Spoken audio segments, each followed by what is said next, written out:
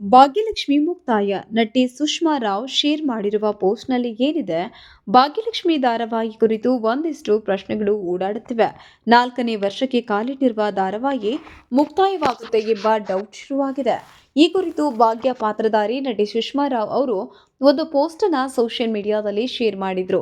ಆ ಪೋಸ್ಟ್ ನಲ್ಲಿ ಹಾಗಿದ್ರೆ ಏನಿದೆ? ಅಭಿಮಾನಿಗಳು ಹೇಳೋದಾದ್ರೂ ಏನು ನೋಡೋಣ ಬನ್ನಿ. ಅದೆಷ್ಟು ಹೆಣ್ಣು ಮಕ್ಕಳಿಗೆ ಮಾರ್ಗದರ್ಶನವಾದ ಧಾರಾವಾಹಿ ಭಾಗ್ಯಲಕ್ಷ್ಮಿ. ಗಂಡ ಮಕ್ಕಳಿಗಾಗಿ ತನ್ನ ಸರ್ವಸ್ವವನ್ನ ತ್ಯಾಗ ಮಾಡಿದ ಭಾಗ್ಯಗೆ ಗಂಡನ ಪ್ರೀತಿಯೇ ಇಲ್ಲದಂತಾಯಿತು. ಹೆಜ್ಜೆ ಹೆಜ್ಜೆಗೂ ಅವಮಾನ, ಮಗಳಿಂದಲೂ ಸಹ ತಿರಸ್ಕಾರ. ಅವಳಿಗಾಗಿ ಇದ್ದವರು ಅತ್ತೆ ಮಾವ ಮಾತ್ರ.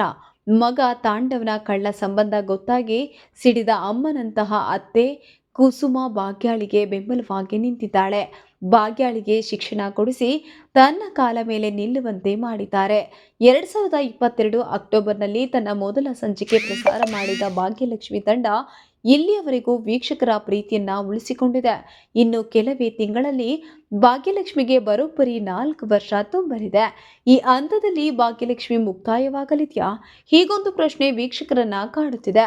ಅಷ್ಟಕ್ಕೂ ಈ ರೀತಿಯ ಭಾವನೆ ಮೂಡೋದಿಕ್ಕೆ ಕಾರಣವಾದ್ರೂ ಏನು? ಈ ಬಗ್ಗೆ ಸುಷ್ಮಾ ರಾವ್ ಹೇಳಿದ್ದಾದ್ರೂ ಏನು? ತಾಂಡವ್ ಪಾತ್ರ ಭಾಗ್ಯಲಕ್ಷ್ಮಿ ಧಾರಾವಾಹಿಯಲ್ಲಿ ಪ್ರಮುಖ ಬದಲಾವಣೆಯಾಗಿದೆ.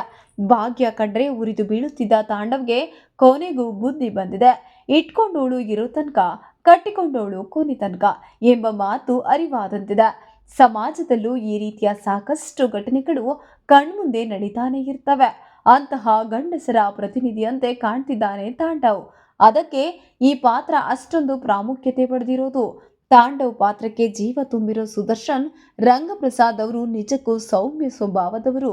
ತಾಂಡವ್ಗೂ ಅವರಿಗೂ ತದ್ವಿರುದ್ಧವಾದ ಆದ್ರೂ ಪಾತ್ರವನ್ನ ಅಷ್ಟು ಜೋರಾಗಿ ಗಟ್ಟಿಯಾಗಿ ನಿರ್ವಹಿಸುತ್ತಿದ್ದಾರೆ.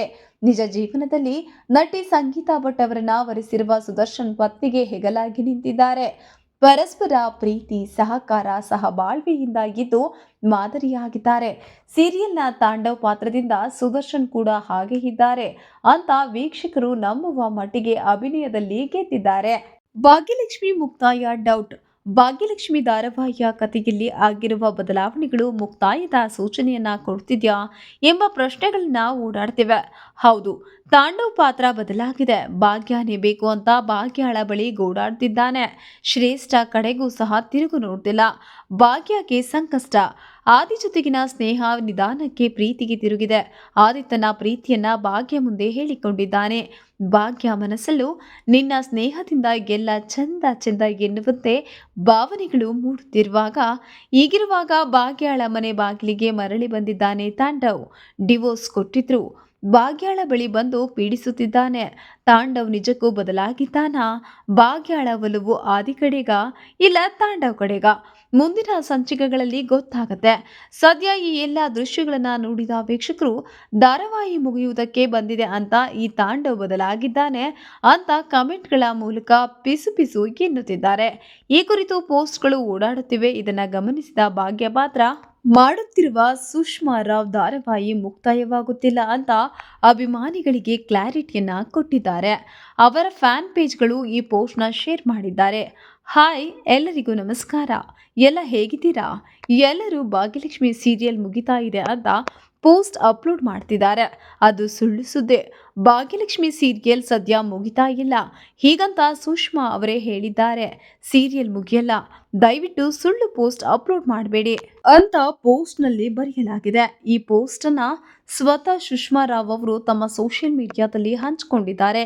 ಈ ಪೋಸ್ಟ್ ಪ್ರಕಾರ ಭಾಗ್ಯಲಕ್ಷ್ಮಿ ಧಾರಾವಾಹಿ ಮುಕ್ತಾಯ ಸದ್ಯಕ್ಕಂತೂ ಇಲ್ಲ. ಪಾತ್ರಗಳಲ್ಲಿ ಆಗುತ್ತಿರುವ ಬದಲಾವಣೆ ಹಿಂದೆ ಕೂಡ ತಿರುವುಗಳು ಅಡಗಿವೆ ಅಂತ ಹೇಳಲಾಗ್ತಿದೆ.